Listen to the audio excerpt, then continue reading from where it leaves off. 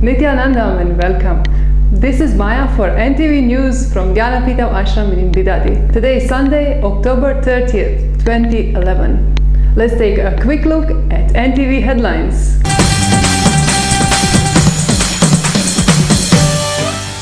In today's morning Bhagavad Gita Satsang, Swamiji shares his personal experience with Sri Krishna's message. Nitya Kriya for Depression Care. Skanda Shashti Brahmotsav continues with procession of Lord Subramanya in Golden Palanquin. A poster exhibition from N. Vidyalaya children in Singapore. Vedic Temple in Ohio, recent updates. And now for the main news. In this talk on Bhagavad Gita, chapter 2, verse 58, Swamiji shares his personal experience with Sri Krishna's message. The verse instructs us that when we withdraw our senses from outward stimuli in the same way that a tortoise withdraws into its shell, our spiritual understanding becomes steady.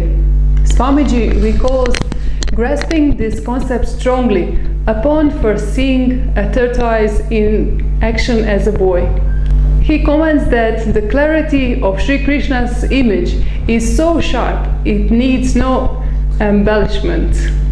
When we transform our awareness and focus on our inner space, we discover that the source of all joy lies within ourselves. We accept our evolutionary destiny to end our dependence on external events. This does not mean we don't interact or enjoy the outer world, but it no longer disturbs our stability. Today's Nitya Kriya was on depression care, and in tomorrow's Satsang, Swamiji is going to guide us through the Kriya for depression cure.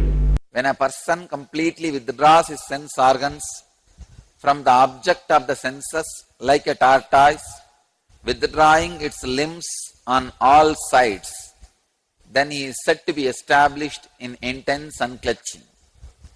What excitement the sense organs are feeling is from inside. It is not from the objects of the senses. Having the understanding about the wrong source, or wrong understanding about the source, will make your life hell and others' life also hell. Understand? So, understand the right source of joy, your wisdom becomes steady.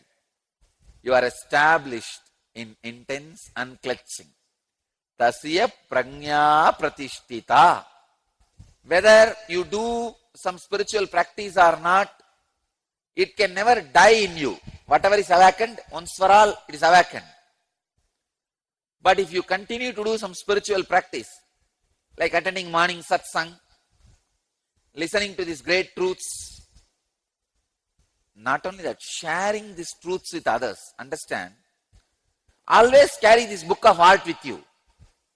If you missed any of the talks, you can watch it again on NTV or download these discourses from our website nityananda.org. Bhagavad Gita in Tamil by Swamiji, which is live on NTV every evening at 8 p.m. Indian Standard Time, is retelecast every day at 10 a.m. and 5 p.m. Indian Standard Time. In other news from Ashram, in Dhyanapitham today, Skanda Shashti Brahmotsav celebration continued with Lord Subramanya being taken on a procession in his golden palanquin, specially decorated for this occasion. Procession starts at 6 p.m. from Rajya Sabha, and at the Sri Anandeshwara temple, Subramanya receives the divine spear from Devi Anandeshwari, and procession returns to Rajya Sabha.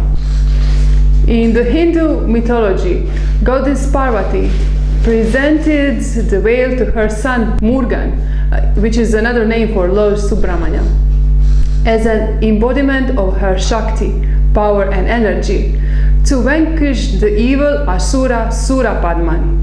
According to Skanda Purana and its Tamil version Kanda Puranam, In the war between Murugan and Surapadman, Murugan used his veil to defeat all the evil forces of Surapadman.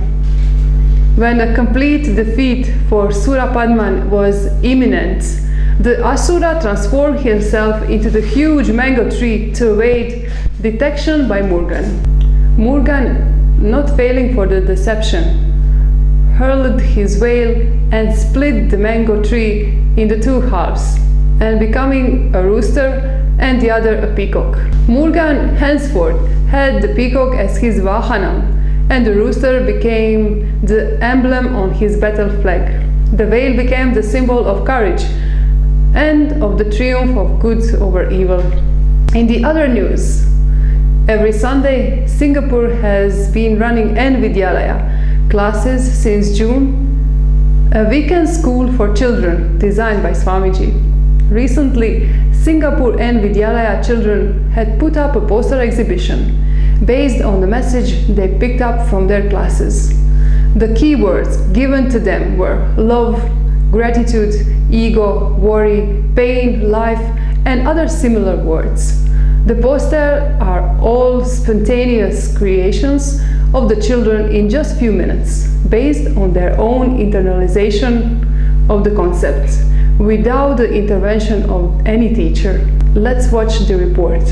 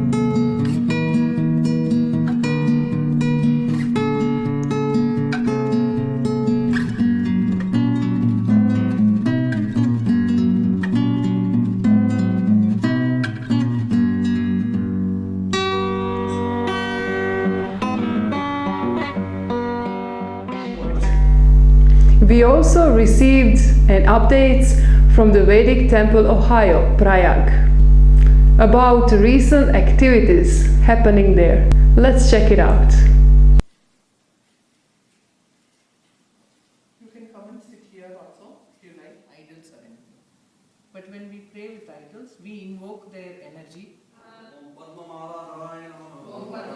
Today, Vedic Temple Ohio celebrated its third Diwali. The celebrations took place in the evening with Lakshmi Puja, Maha Arti, and lots of prasadam.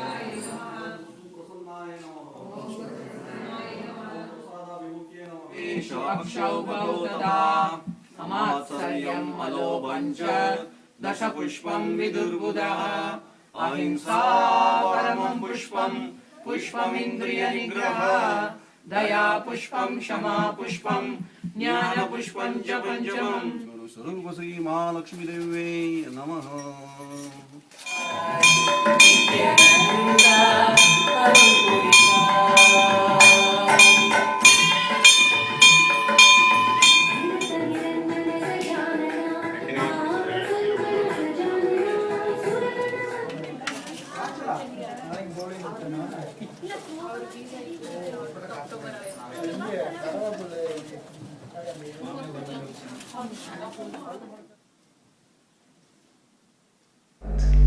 And that's all from us for tonight. Let's end our news with a quote from Swamiji. Even what you think as suffering is teaching you something. Just try to listen. Thank you for joining us and tune in for tomorrow's updates on NTV. Nityananda.